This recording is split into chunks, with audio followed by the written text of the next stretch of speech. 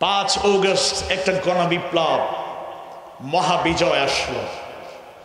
কেউ কেউ বলেছেন এটা স্বাধীনতার পুনরুদ্ধার, কেউ বলেছেন দ্বিতীয় স্বাধীনতা, কেউ বলেছেন এটাই প্রকৃত স্বাধীনতা।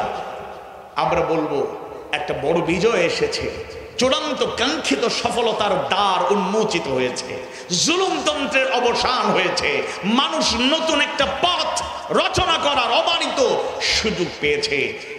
জুলুমতন্ত্রের অবসান হওয়ার পর অনেক সুসংবাদ একটার পর একটা আমরা শুনেছি, কিন্তু এই দেশেরই নাগরিক, আমার সিলেটের কৃতি সন্তান, বাংলাদেশের সম্পদ, বিশ্ব ইসলামী আন্দোলনের একজন মহান নেতা ডাক্তার শফিকুর রহমান হাফিজাহুল্লাহর স্ট্যাটাসটি আমাদেরকে ভাবিয়ে তুলেছে। তিনি আজকে লিখেছেন, প্রিয় দলীয় সহকর্মী বৃন্দ এবং সম্মানিত দেশবাসী, আসসালামু আলাইকুম ওয়া রাহমাতুল্লাহি ওয়া বারাকাতুহু। আপনারা নিশ্চয়ই লক্ষ্য করেছেন ফেসিবাদের নিষ্ঠুর জুলুমের শিকার মজলুম জননেতা এটিএম আজহারুল ইসলাম সাহেব এখনো বন্দী রয়েছেন। একে একে সকল জাতীয় নেতৃবৃন্দের মুক্তি হলেও, জাতীয় নেতৃবৃন্দ মুক্তি পেলেও তিনি বৈষম্য ও জুলুমের শিকার হয়ে বন্দী জীবনের কঠিন বোঝা বহন করে চলেছেন।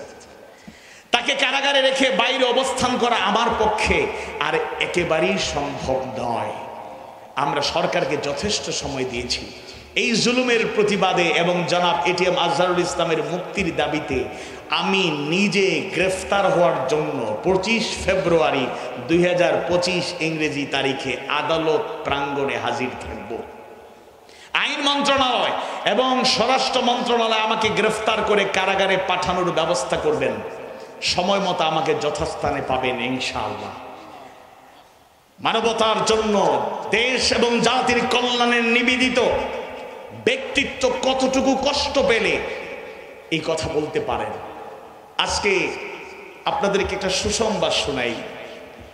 4 আগস্টের আগ পর্যন্ত যারা কারাগারে ছিলেন, 5 আগস্ট দিন পর্যন্ত, সন্ধ্যা পর্যন্ত আমাদের সিলেটেও কয়েকজন দায়িত্বশীল ব্যক্তিকে গ্রেফতার করা হয়েছিল। 5 আগস্টের এই সুসংবাদ শোনার পরে প্রশাসন, মানে থানা, জেল কর্তৃপক্ষ তাদেরকে বের করে দিচ্ছে, আপনারা বের হয়ে যান। তারা বললেন বের হবো মানে কি, খবর পান নাই বিজয় এসেছে ওরা পালিয়েছে?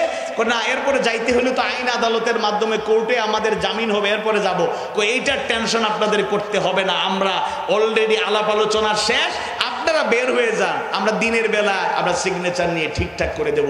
জেলখানাতে যেই জায়গায় লোকদেরকে ডেকে ডেকে বের করে দেওয়া হয়েছে, সেই ক্ষেত্রে 13টা বছর থেকে যার উপর ইনজাস্টিস করার মাধ্যমে জুলুম করা হলো, এতদিন চলে যাওয়ার পরও, 6 মাস অতিক্রান্ত হওয়ার পরও মজলুম জননেতা এটিএম আজহারুল ইসলামকে মুক্তি না দেওয়া বড় ধরনের বৈষম্য এবং জুলুম ছাড়া আর কিছু হতে পারে না। ডাক্তার শফিকুর রহমান তিনি ওনার কথাই বলেন নাই, দেশবাসীর পক্ষে, মজলুমদের পক্ষে কথা বলেছেন। আমরা আশা করব সুসংবাদ দ্রুতই আমাদেরকে দেয়া হবে, নতুবা আপামর জনতা তাদের ঐক্যবদ্ধ প্রয়াসের মাধ্যমে আবারও রাজপথে নেমে দাবি আদায় করে ঘরে ফিরবে, এর আগে ঘরে ফিরবে না। আল্লাহ তাআলা বোঝার তৌফিক দিন, বলুন আমিন।